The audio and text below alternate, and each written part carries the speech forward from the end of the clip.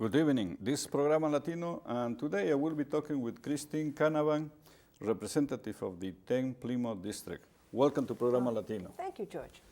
Maybe you can you tell us about your district? Sure. You know, what towns and cities Sure. comprise? The 10th Plymouth consists of Ward 6 in Brockton, all of Ward 6, Ward 5, Precincts B, C, and D, and Ward 4, Precinct C. And then I have the privilege of representing the town of West Bridgewater and Precincts 7 and 2 in the town of Bridgewater. So it's a pretty strangely shaped district, but it's a great district. How long have you been a representative from all the 10 districts? For the 10th Plymouth, as it was originally shaped, 8 years, but only had the opportunity to represent Bridgewater in the past 6 years when they redistricted. Mm. Now, I know that you meet with people, you know, on a daily basis. Mm-hmm. Can you tell us the concerns of most of the people that you talk to? Sure. You know, whenever I'm asked that question, the biggest concern that we hear from are predominantly people right now who are having problems getting through with their insurance company. They've had a procedure that their physician recommends or a procedure they medically need, and their insurance company has denied it. So they've often come to us to intercede. Other issues are just getting through red tape, I guess you would call it. People will call my office when they have a particular need, let's say with the Department of Registry or child support with the Department of Revenue, and they just can't seem to get through on the phone, and we'll call on their behalf, because my phone calls get returned. So we'll intercede on their behalf and pave the way and smooth it up and get as much as we can done for them. Predominantly that. Personally, I also do some really nice things when I meet with people. Like right now, for example, I'm working with a young man who is earning another badge in the Boy Scouts, and it's a government badge. So we're working together on like a little interview series that he's going to do. I'll be speaking to the Brownies in Bridgewater because they're doing a badge on women presidents, which they hope to see in their lifetime because they're only little girls, so hopefully they will. So there's a lot of very enjoyable things that I get to do with children besides actually helping people that really need help. That's good, you know. And also I see some articles and advertising in newspapers and also in cable television about meetings between you and people from the different districts. Can you tell us what goes on in those meetings? Oh, sure. Actually, I've been doing it since I started. I hold what I call a district office hours, and I utilize the libraries in my district, the Brockton East Side Branch Library, the West Bridgewater Public Library, and the Bridgewater Library, because they're all handicap accessible. And we hold office hours there. We also do them, my office does them in the senior housing complexes like Crosby Gardens, Caffrey Towers. We do the best we can. We had tried to hold them in some other sites at other times, but it was difficult finding things particularly in old city like Brockton that are handicap accessible. But that's what we do, and people come when they have problems. If there's usually myself and there's an aide with me, and if there's a lot of people, we split up and we work, you know, with each group, and they bring us problems. Or like in West Bridgewater, when we just had them a week ago, a gentleman came from the Beacon Mobile Home Park and wanted to give us an update on what's happening there with new ownership and other issues like that. A lot of times, people want to come and they want to sit down and they've got questions about many different things, and they'll bring papers with them, and we help them sort through paperwork that they have to do with the government and stuff. That's good. You know, that means that you are getting together with the people to get information and try to solve also some of their problems. It's being available. You know, I am because people call me at home or they can call me at my State House office. But sometimes people like to actually sit face to face, and this gives them the opportunity to do that. So we try to stagger the hours so that they're in the afternoon one time, and then the next time they're in the evening, to give people who work an opportunity to come in the evening and vice versa. Sometimes people just come to say hello too, and they want to say thank you. Hello, I just wanted to meet you because you were the one that helped. Like, for example, we had a lovely couple from West Bridgewater who we helped their son, the husband, who had a brain surgery, and they just wanted to come and say hello. And that's nice. I appreciate that. Yeah, sure. Now, you know, here in the city of Brockton, in the last couple of years,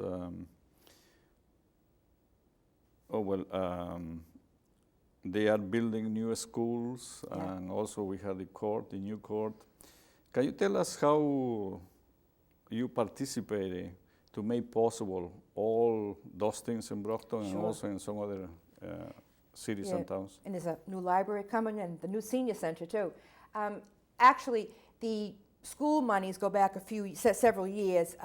That would be the SBAB funds, the School Building Assistance.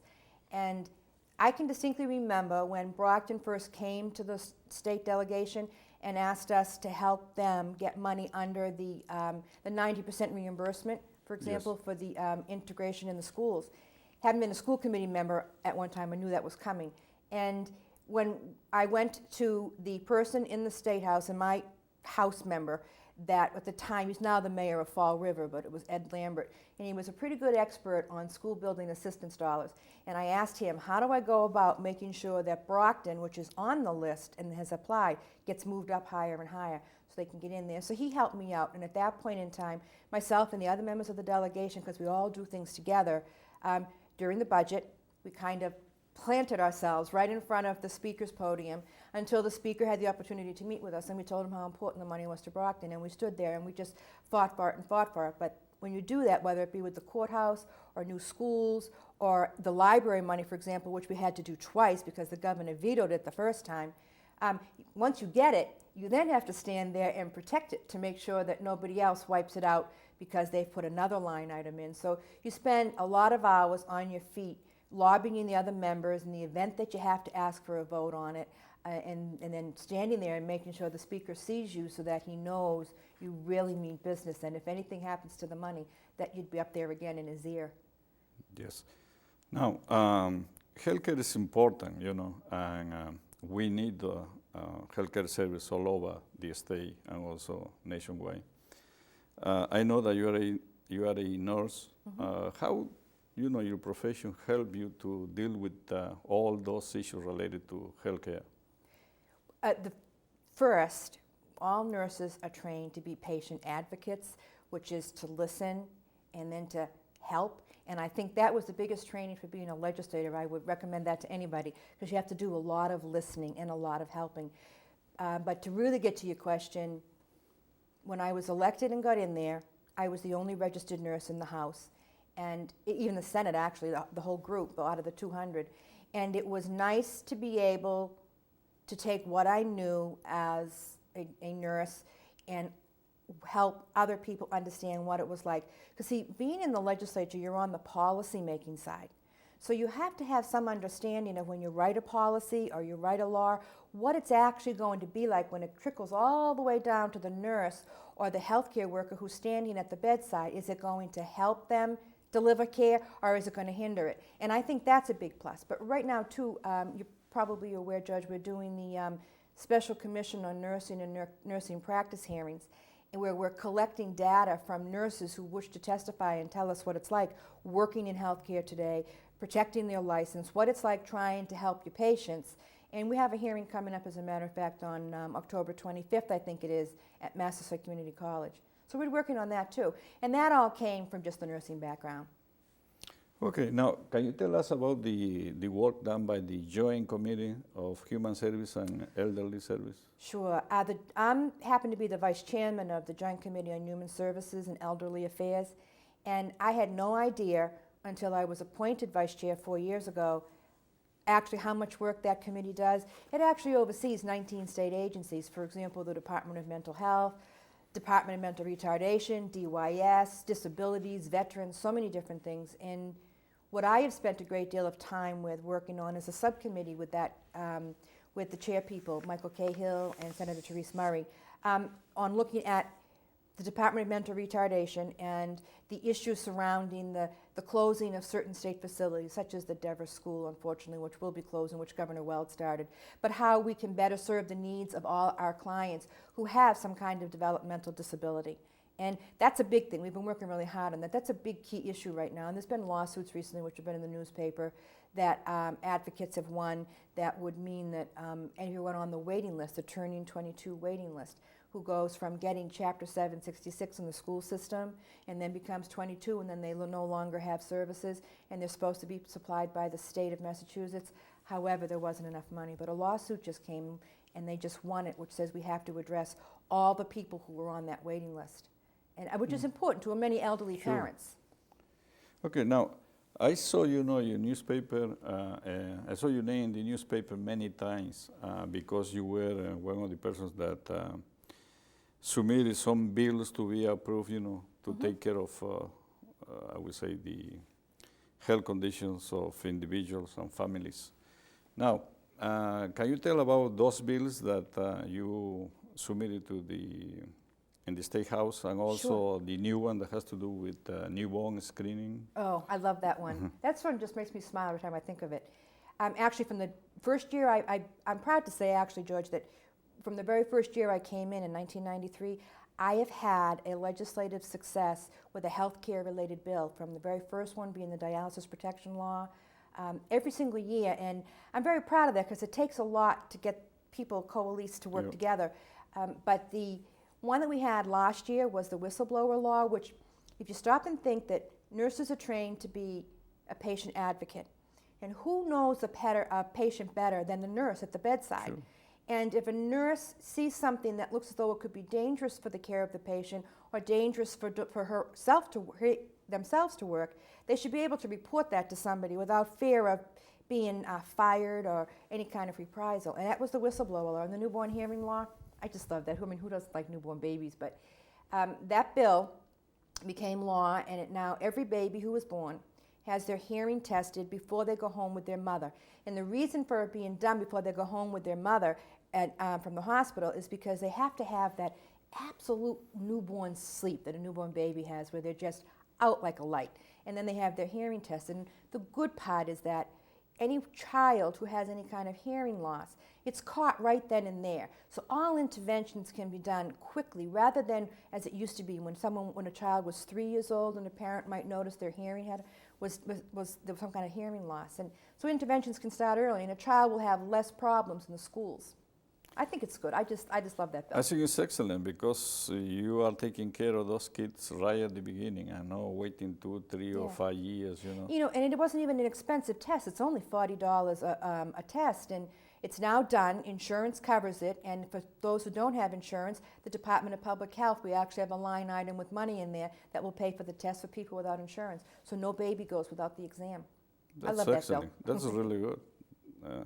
I congratulate you, for Oh, thanks. helping to pass that. Well, that we bill. don't do anything alone. There are people that help, and it was, and actually that bill started at an office hour. An audiologist came to my office hours in West Bridgewater and said, "This is what, as an audiologist, we'd like to do." And I said, "I didn't know newborn babies didn't have their hearing tested." And so we came from there. But that came out of office hours at the West Bridgewater Public Library. That's good. Now, the legislature has 2 branches. One has to do with the House, and the other with the Senate. Now, do you work together, Oh, especially here in Brockton and, especially here. and towns? Well, there's 160 House members and 40 state senators, and we far outnumber the state senators, and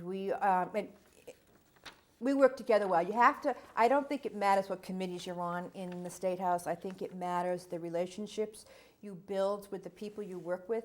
And while sometimes it can be difficult to get 200 people to agree, you can get most of the time a majority of that group. And as you just said at the back part of your question, as far as working with city councilors, for example, or the selectmen in my towns, it's all the relationships that you build. And I'm lucky to say that we get along just well and we work well, because I don't try to do their jobs. I wait till this. I'm a state representative. I'm not a city councilor. I'm not a selectman. So I don't try to do their jobs. I help when they ask for help, or I send them notices of things that I think they might find helpful. Now, what can you say in terms of the future? Do you think that Brockton will continue receiving large quantities of state aid in terms of lottery and some other? The lottery, everyone will, because we have, and this is the first year that there's been full reimbursement back to the cities and towns in lottery money. You might remember there used to be a cap on it, and communities could only receive a certain percentage returned to them in lottery dollars. Now everything goes back to the cities and towns. Now, for example, some of it's earmarked, like the money from Mass Millions or Megabucks is earmarked for cultural or educational pieces, where the other isn't. And one of the nice side effects of that is that amount of money that comes back to a community allows them to free up other monies to do things. For example, I would say the senior center in Brockton.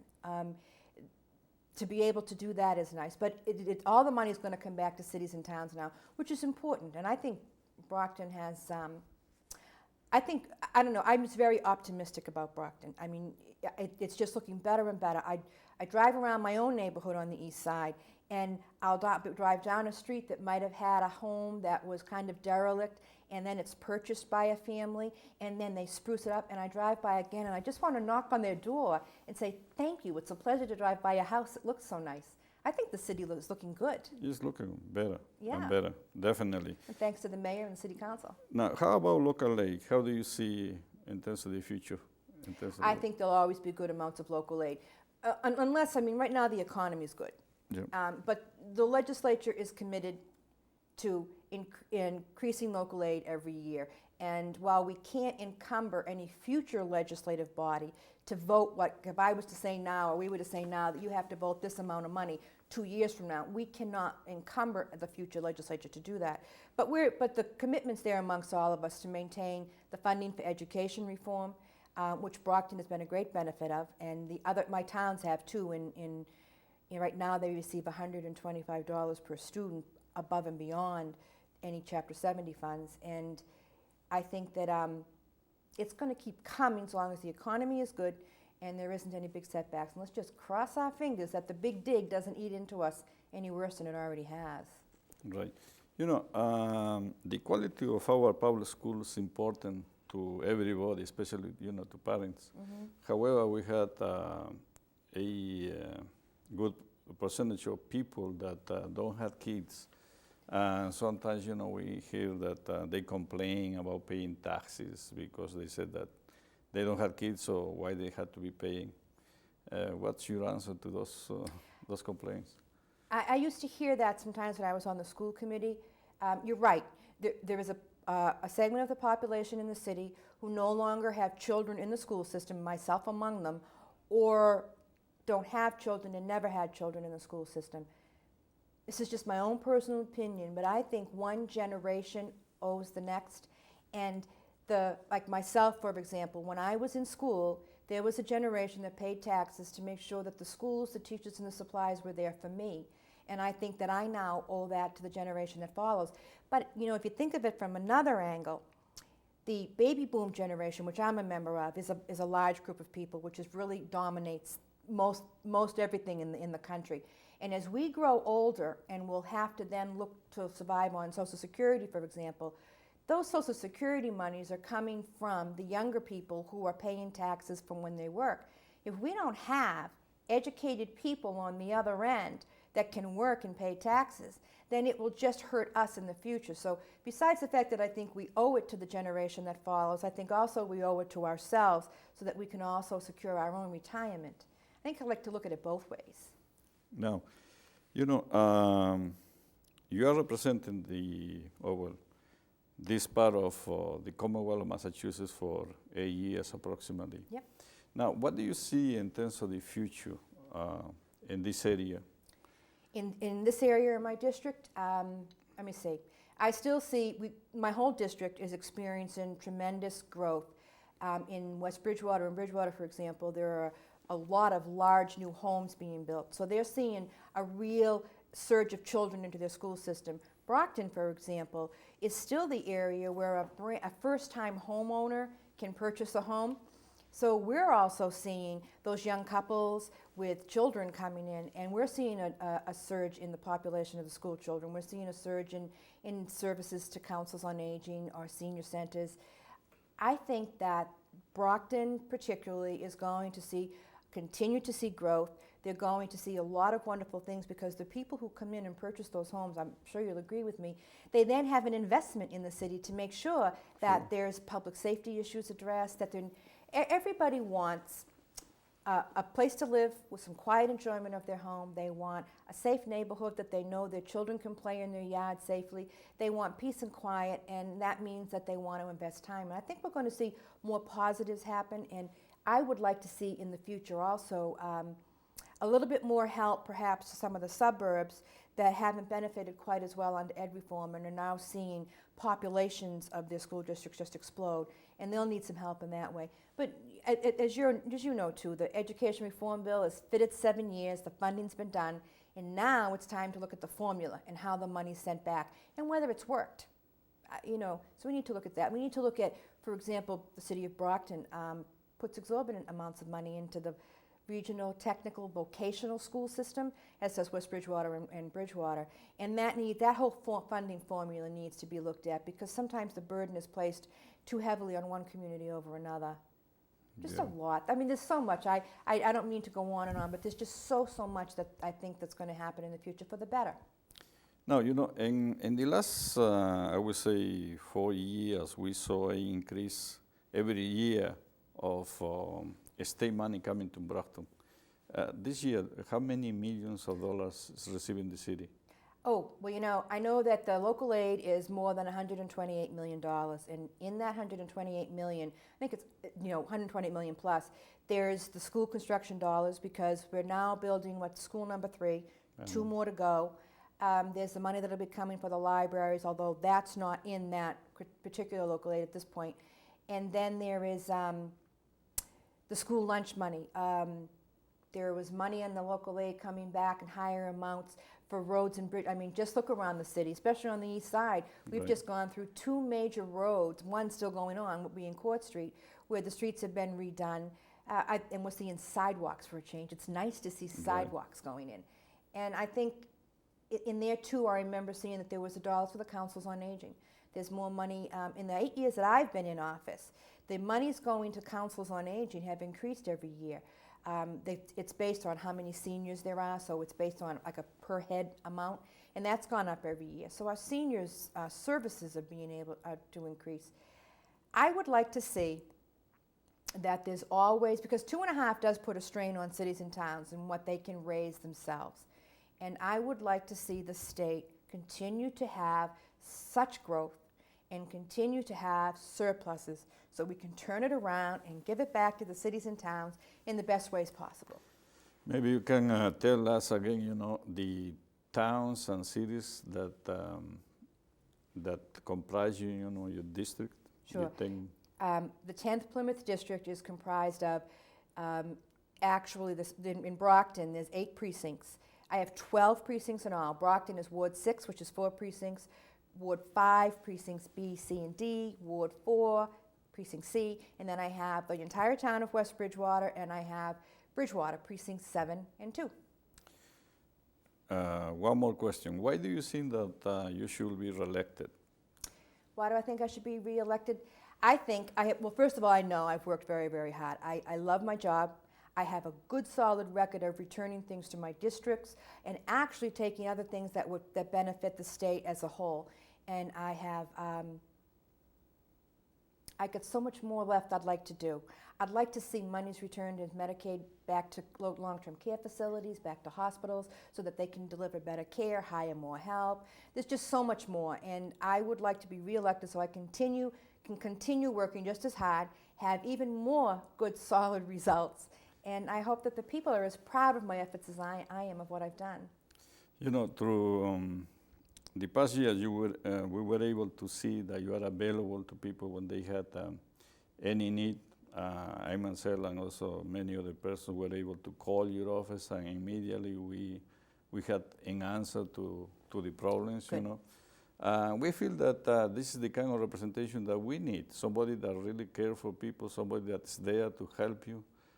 All the times, not only in election time, and that's important, for us. So I would like to congratulate you for your excellent job that you're doing for all of us, and I wish you luck, in the coming elections. Do you have any telephone number if somebody wants to talk to you? My State House office number is, of course, area code 617, and it's 722-2080. And then my home, which is in the phone book on page 21, by the way, is 588-3566. Very good. I wish you luck, and for sure, we will invite you after the election. Oh, thank you very much. Thank it's a you pleasure. very much. Thank you. You are very kind. Programa Latino will continue after this message.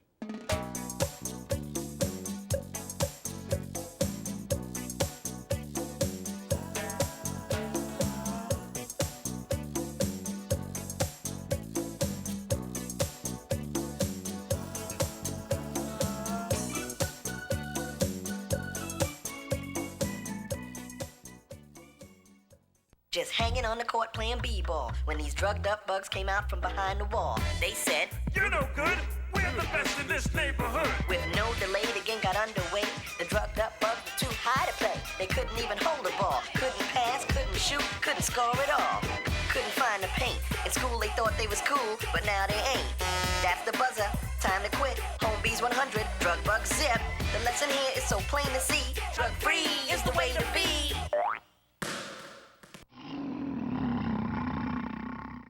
The common virus can make us sick. But would you believe scientists are now using viruses to treat diseases? The gene missing in people with muscular dystrophy is put inside a virus, and the virus travels to the muscle, where it releases the good gene. It's called gene therapy. A medical miracle may be happening. Learn more. Call MDA. Son tantas las cosas en la vida que no se pueden controlar. Por suerte, la diabetes no está entre ellas.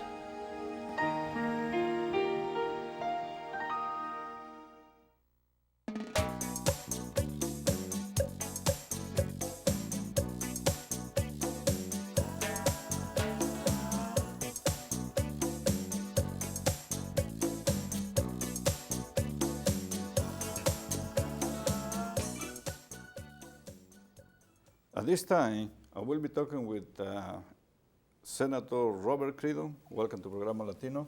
Thank you. And also with Jerry Credo, House Representative. Thank you. You're welcome.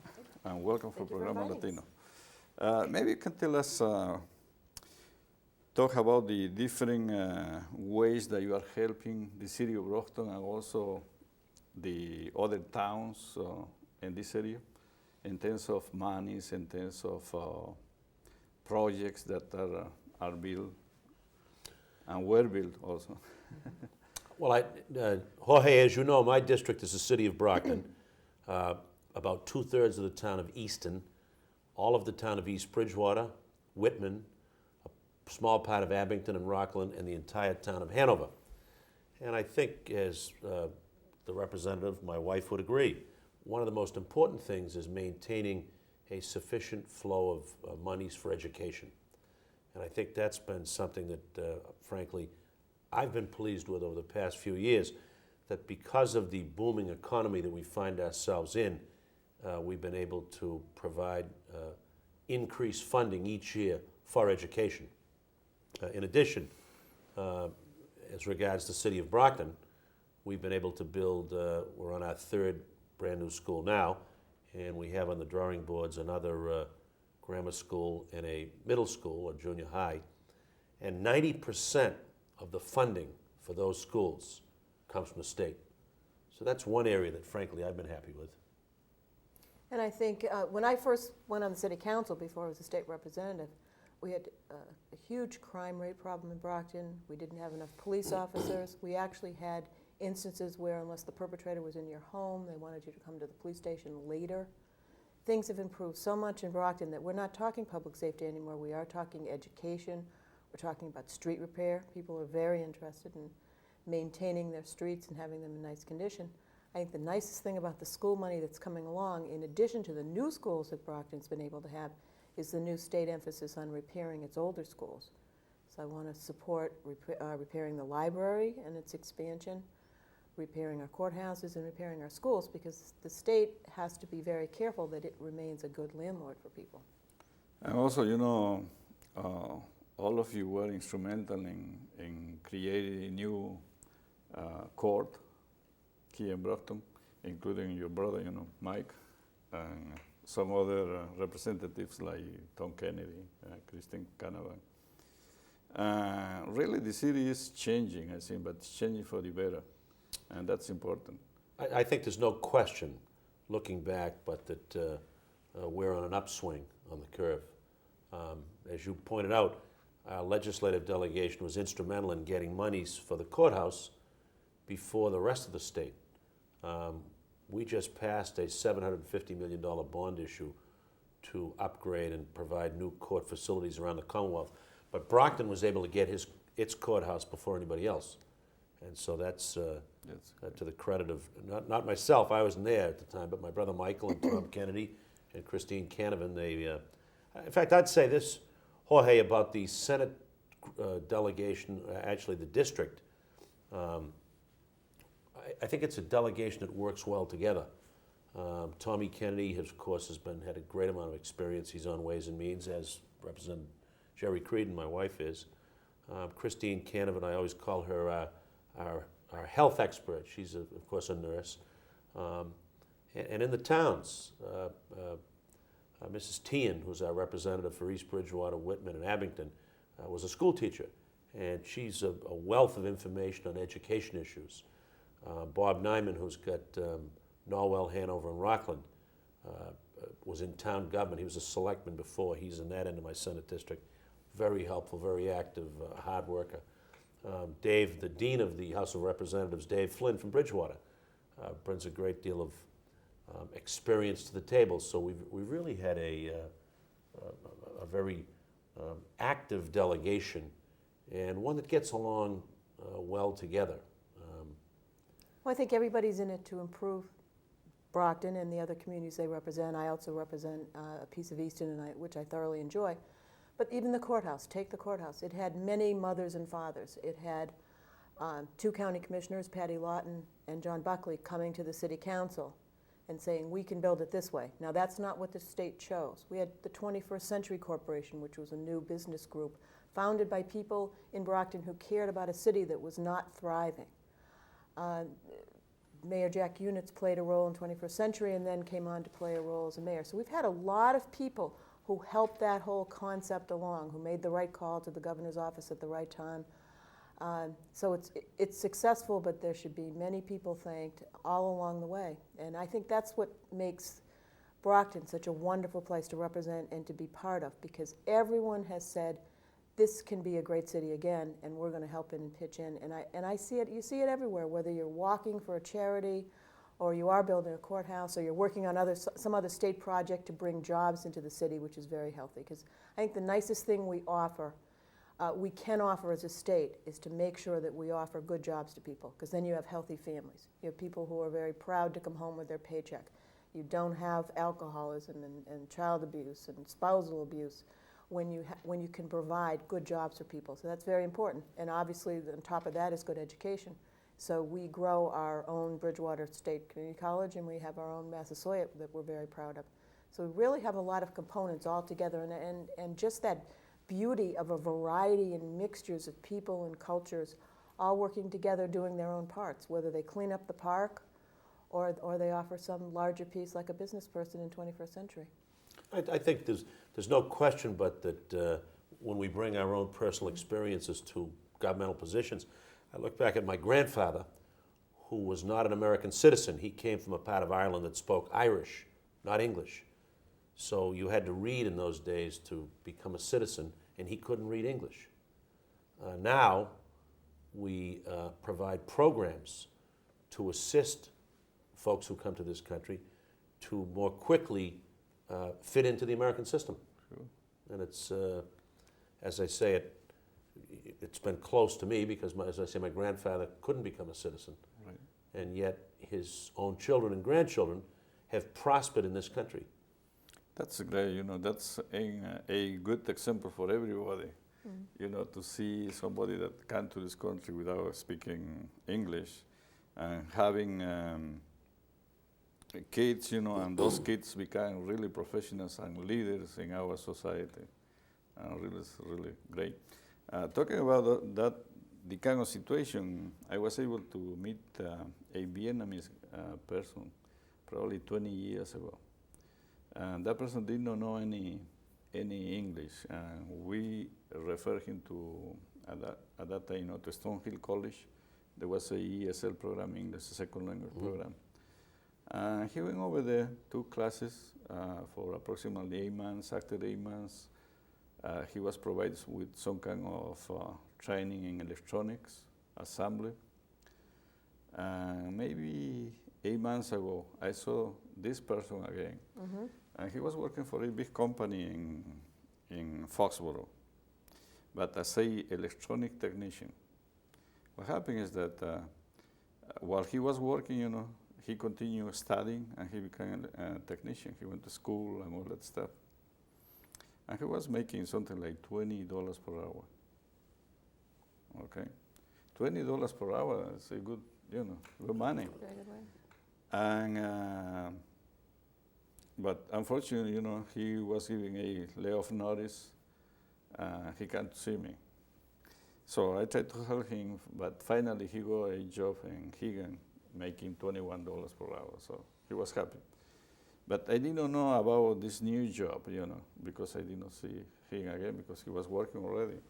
And one day I went to one of the stores and I saw him and I said, "Hey, how are you? What are you doing? Did you get the job?" And he said, "Yes, he got the job." And he told me about the $21 per hour. I said, "I want to congratulate you for, for your success in this country and all that stuff." He owns 2 houses here and all that stuff.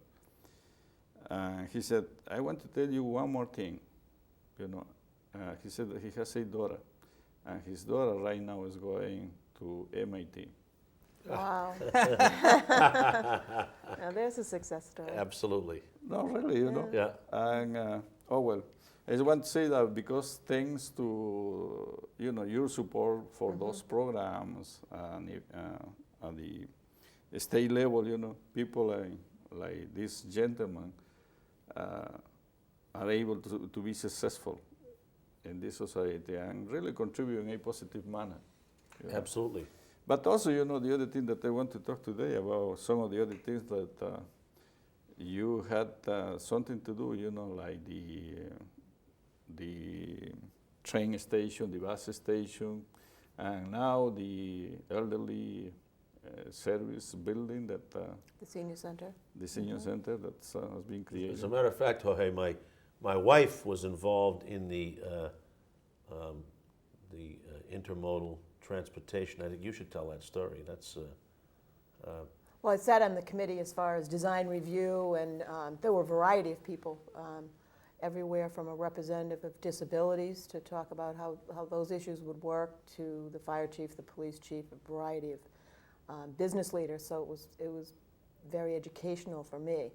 But I think the thing we wanted to do the most in Brockton was to provide a station downtown where, and you use all those cute words that everybody has now with generating foot traffic, but it's really true. You want downtown back, the courthouse.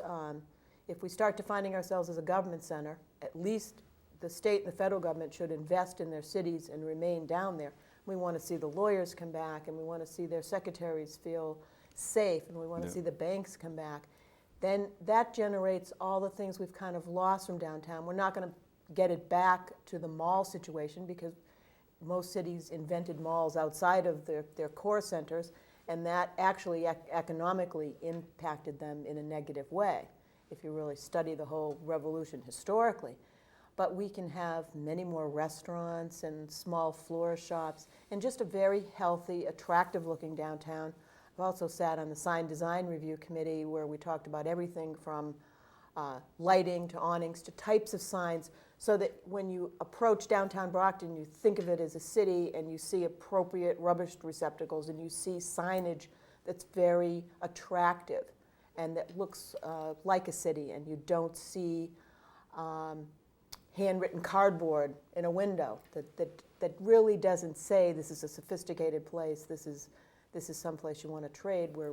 And I think we have people in place with 21st Century and other places that can help all sorts of new business people, whether they're minorities or not, in these kind of ventures. So it's really kind of an exciting, we're kind of in the middle. We have tax breaks for people. We now have the transportation where we can even encourage you to come out from Boston where the square footage is phenomenal and locate here and provide you with workers we can train at our own community colleges. So we really have a lot of resources, and I think that I agree with you that we see government officials and elected officials and everybody kind of working all on this. They're just working not for themselves to promote themselves. They're really working to promote the area they represent. It's really been challenging but very rewarding. And also, I was reading and seeing a newspaper that finally Main Street is going to be a two-way street. yes, there that are was so many. We were able to provide, I think it was in excess of $6 million in the transportation bill to provide two-way traffic for Main Street. So it's, again, as we all know, when we say 90% of the monies for the construction of new schools comes from the state, we all know the money comes from the taxpayer. And we're just reallocating the taxpayers' money. Apropos of that, the two-way traffic on Main Street, and what we're doing in the library to bring the library up to present-day standards. Sure. I can recall as a kid going to the main branch library to do homework and to do papers because it was quiet there. My parents had 5 boys. I think we're 8 years apart, and we had a relative on the second floor, so there wasn't a lot of space in the house, Jorge. So if we really needed space and quiet to study, we went to the library. And what we're doing now with this new library is providing our children now an opportunity for a similar experience. Sure. I think, that's one important point that we had to take care, education. Even more, we know right now that for the year, between now and the year 2006 or 8, probably 65 to 70% of the people has to have some kind of degree from college. We had to prepare, those kids to go to college, and thereafter, our society again will be better because those kids that we are doing something today. I think you make a very valid point. Oftentimes when people question us about the amount of money we spend on education, I don't think there's a choice. You cannot, right now our unemployment rate is the lowest in 30 years. We can't afford to leave any Americans out of the economy. Right. And we've got to provide the education so that they're able to take advantage of the jobs which our modern economy provides.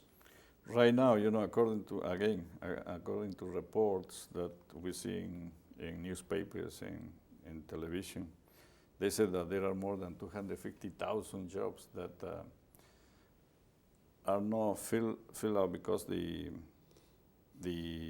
don't have people with those skills, and therefore, again, we need people going to technical schools, to college, and prepare themselves for those jobs. They will make good money, and if they make good money, their communities will grow, will be better.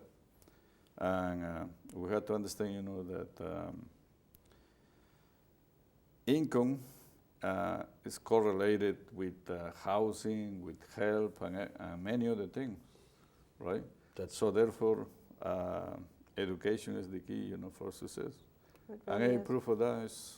No question about it. My grandfather, God rest his soul, was a hod carrier. He carried bricks up and down the ladder for the masons to put bricks down.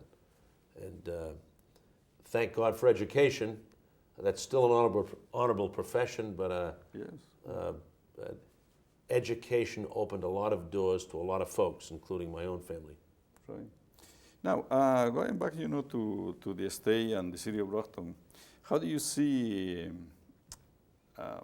the future in terms of local aid, in terms of lottery money for the city of Brockton? I think that local aid will be pretty much, assuming we don't get a major turnaround in the economy, local aid is protected because all the state representatives and senators see that as a priority. If you're able to bring money back, Chapter 90 money for roads, or Chapter 70 money for education, your constituents can actually see their money working for them. So local aid has a high priority with all of us. No question about that. And Brockton, as a community, spends a lot on lottery, so it gets a lot of money back on lottery, and it comes unencumbered for the city government to decide how to best use it, and I think that we're strongly in support of that. Cities and towns being in charge of their own destiny in a lot of these areas. I think the scary thing, as I see it, are these ballot questions. If it's estimated that if question 6 passes, that's the question which allows a tax deduction for tolls and excise taxes. It's claimed that if that passes, approximately $700 million will come out of the revenue stream.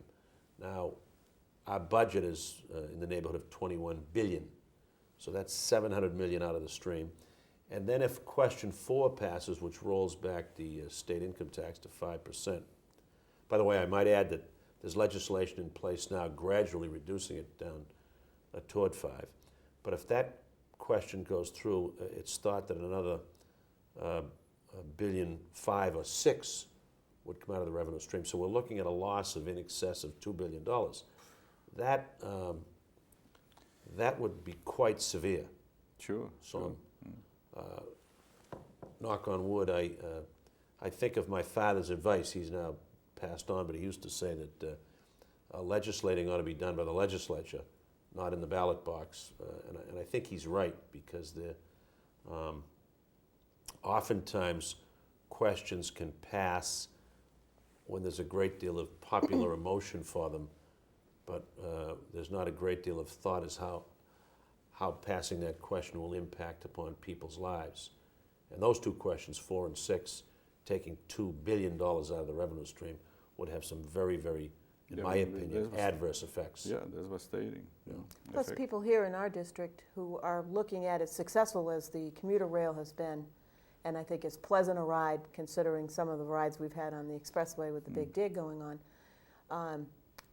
they are now doubling those fares, which I don't think is quite fair. It appears that we, on the commuter rail side, are paying for the excesses of transportation in Boston, but no one here is going to get to apply for those as any kind of tax rebate. That's just part of going into your job. So you've got to have some kind of equal treatment for people. And I've received letters now. Reminds me of a young lady who's riding the train and standing every day from Brockton all the way into Boston because it's so popular, and they've taken away some of the double-decker trains. So I think that's something legislatively that we look into and advocate for our own district. That as popular as this is, if it's going to be that popular, either put on more trains or put on all the double-deckers all the time, to make sure that a commuter paying $4 a day isn't standing up all the way to Boston. So. Oh, well, that's a good thing, that, again, that both of you are open to the public. I know that both of you see a lot of people, talk to a lot of people. They are really friendly with everybody. With anybody needs something, they call your office and immediately they get the answer. So that provides you the opportunity to know what's going on there. And according to that, you make your own decisions, and that's really something positive for everybody, because you are seeing what's happening in the... I think there's no question but that involvement in the community is helpful in determining what the people actually want. So that whether we're at Shaw's Supermarket or the Stop and Shop or church or athletic events, this is a very active community, and as are the towns that I represent, and you certainly find out what your constituents want. Right. Now, you are running, for election, and if there is anybody that wants to talk to you, do you have a telephone number or any place, maybe your office? Absolutely. We've got our home phone, which is 584-1975. And our Boston numbers, again, that's area code 617-722-1200. And Jerry's yours? And I'm 617-722-2525. But certainly I encourage anyone before they spend a toll call to Boston to call us at home. Some people every once in a while call the house and apologize for calling you at home, and I said, no. I think Rob's been a lawyer and a city councilor and a lawyer, and I've been a city councilor. Our kitchen is a mini office. Right. And we encourage, and as you've mentioned, Yeah. I'll get constituents at Shaw's, and he'll do yard work, and there'll be people lined up. So we're just here. I feel like we're here and accessible everywhere, but I encourage people to call us at home. George, I was out doing yard work on a Saturday back several weeks ago, and there was a person walking by, and they asked me if I was the groundskeeper, you know. And I said, well, in a matter of speaking. And they said, well, we were looking for Senator Creedon's house. I said, well, that's me. Right? And we had a nice chat on the wall in front of my house. It was, but Geraldine is much more technologically advanced than I, so she has bought for us one of those answering machines. And if you can't get me there, my law office is right down the street from where we are right now. And now we no longer have a teenager at home erasing our messages. Right. I hope that we're fairly accurate as far as returning calls. Our youngest son is now a sophomore in college, so we're so that's one less ream of Tie phone up on the calls that line. are coming through. For some time. Right. Yeah, that's good. Would you like to say anything else to the public in general? I am running this year as state representative, and I really do appreciate people's votes. It's been, as trite as it sounds, an honor and a privilege. I've really enjoyed it. I was in the State House today, and I saw two people who looked kind of lost, and I said, can I help you? And they said, oh, we're looking for the Great Hall, and they said, this is a beautiful building, and I said, yes, it is. And every once in a while, I'll just walk around our State House and say how lucky I am to work there, and I want to thank the voting public for putting me there. Oh, well, we would like to thank you, both of you, you know, for all the great things that you're doing for Brockton. As I said before, you know, we had the new core, the new bus station, we had the streets, you know, many of the streets and avenues, they are brand new, with brand new blacktop and all that stuff. And people, you know, in general feel better, even more, you know, I would say the value of the houses. Yes. It increased tremendously, you know. Yes. People are very pleased. And they are very pleased. And the other thing is, you know, we are having some people coming from some other towns, some other cities to live in Brockton. I think, we have to give a good deal of credit to the mayor, to Jack Eunice, to the city council, and to the school committee. The other day we were talking about the monies that the state provides to build new schools, but many communities didn't take advantage of that money. Brockton, fortunately, did take advantage of it.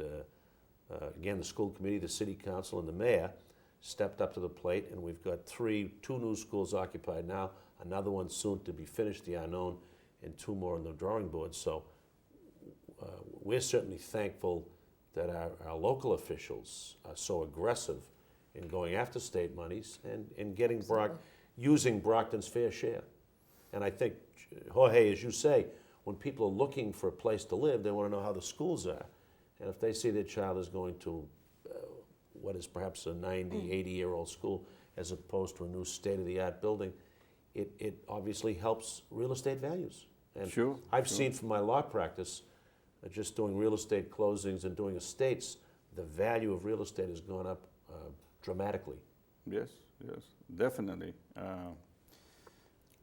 I see those things in newspapers, you know, a small house, you know, Oh, yes. 160, 180, 200 something.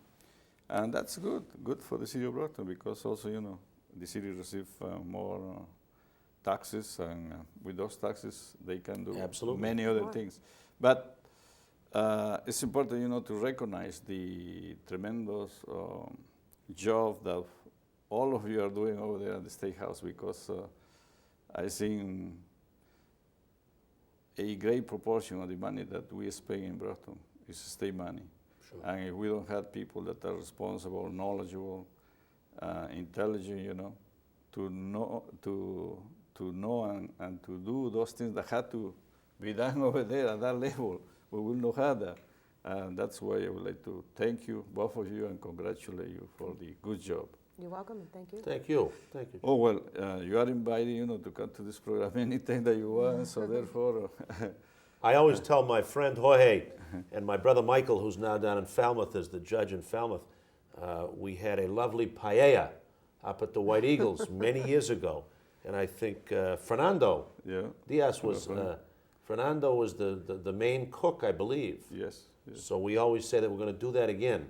And We will. Anytime. Oh, well, I would like to thank you for coming to Programa Latino for sure, you know. We will see you Thank you. some other Thank you, time Jorge. here. Thank you. Thank you very much. Thank you. Programa Latino will continue with Latin American music after this message.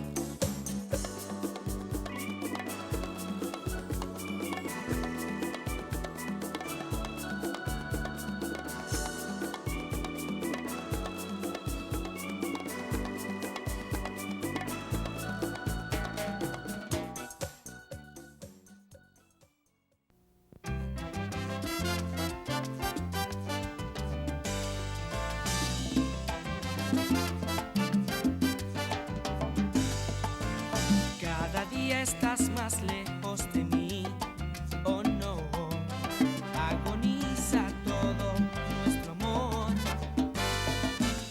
porque ya no tengo nada en ti, mi amor, me sospecho que todo acabó, en los brazos de mi soledad, hoy lloro, me sospecho y tiemblo al pensar que los días que faltan por contar son pocos. Me presiento que esto es el final. Me sospecho y tiemblo al pensar que ya no nos queda nada. Es como si se fuera a volar para siempre. El frío de tus labios al besar, encuentro que tu amor ya no es igual. Que es el final.